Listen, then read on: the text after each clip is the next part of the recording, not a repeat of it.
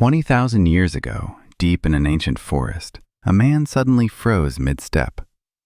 Everyone around him saw nothing, heard nothing, but his mind had already caught it, the faint snap of a twig that meant a predator was circling close. And because his restless brain refused to switch off, the entire tribe lived to see the morning. Today, we'd look at that same man and call him distracted. We'd give him a label, maybe even a prescription: ADHD. But here's the uncomfortable truth. Everything we believe about that so-called disorder might be completely backwards. Today we're traveling 50,000 years into the past to uncover something extraordinary: that ancient humans with ADHD weren't broken, weren't defective, and weren't a mistake. They were quite possibly the greatest survivors who ever walked the earth. So let's start with the basics. What actually is ADHD? Strip away the textbooks, and at its core, it's a brain wired for movement, novelty, and sudden explosive bursts of focus. A brain that gets bored almost instantly and chases stimulation like its life depends on it. Drop that brain into a silent classroom and it suffers. Sit still, stay quiet, stare at one page for hours. For a mind built to chase mammoths across open plains, that's not education, that's torture. And that's the key word: built.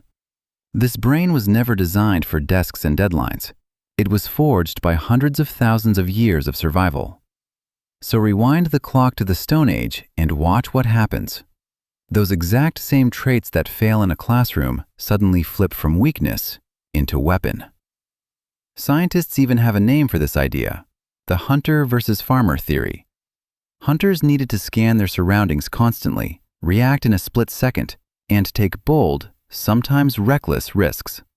Farmers needed the opposite: patience, routine, and slow, steady focus on a single field, season after season. Two completely different minds shaped for two completely different worlds.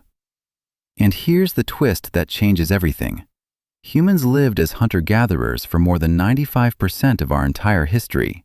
Farming is brand new, barely the blink of an eye. Which means the ADHD brain isn't some modern glitch in the system.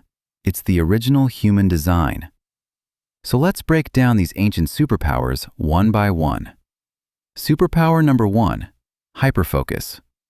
When the right challenge appeared, the ADHD hunter didn't get distracted. He locked on completely.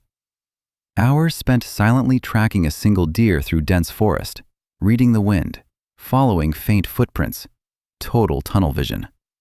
The whole world melted away until only the hunt remained. That's the hidden engine of this brain, nearly impossible to start for something boring, but absolutely unstoppable when the stakes feel real.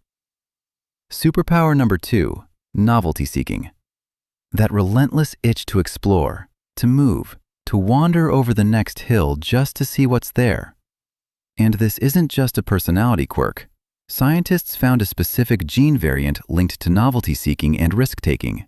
And astonishingly, it shows up most often in the populations that migrated the farthest across the planet. The restless ones didn't stay behind. They crossed deserts, oceans, and frozen lands and discovered entire continents. Without that itch, humanity might never have left Africa at all. Superpower number 3, lightning-fast reactions. While calmer minds paused to think, the ADHD brain was already moving. A flash of movement in the tall grass, a strange shadow, a sudden, unnatural silence. Before anyone else even registered the danger, they had already grabbed a spear or pulled a child to safety. In a world full of predators, impulsivity wasn't a flaw. It was the razor-thin line between life and death. And superpower number 4, raw creativity. A mind that constantly jumps between unrelated ideas is also a mind that connects them in ways no one else can. New tools, smarter traps, clever ways to cross a river or outsmart a stronger animal. The fidgety dreamer who couldn't sit still was often the very one who invented the thing that kept everyone alive. Now picture an ancient tribe. You wouldn't want everyone to be the same. You needed steady hands to tend the fire and guard the camp, but you also needed the scout, restless, fearless, endlessly curious, pushing into the unknown and coming back with food, with answers, with a way forward. The tribe didn't survive in spite of these wild minds, it survived because of them. So if these traits were once so powerful, what went wrong? The honest answer is, nothing changed inside us. The world changed around us, and it changed shockingly fast. In just a few thousand years, we took a brain designed for open savannas, forests, and rivers, and trapped it inside cubicles, classrooms, and glowing screens. The ADHD brain isn't broken. It's a hunter's mind, forced to live in a farmer's world. And you can still see those ancient instincts everywhere today. The entrepreneur chasing the next big idea.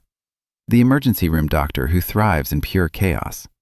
The firefighter, the athlete, the artist, the explorer. These are the modern hunters, the ones who come alive exactly when everyone else freezes. So if your mind races, wanders, and refuses to sit still, understand what you're really carrying. Your brain is the single greatest survival tool nature has ever built. It carried our species through ice ages, predators, and famine. It didn't fail you. The world simply changed faster than evolution ever could. You're not broken. You're built to survive. So stop fighting your own mind and start using the most powerful tool you will ever own. The same fire that once drove our ancestors across the entire planet is still burning in you.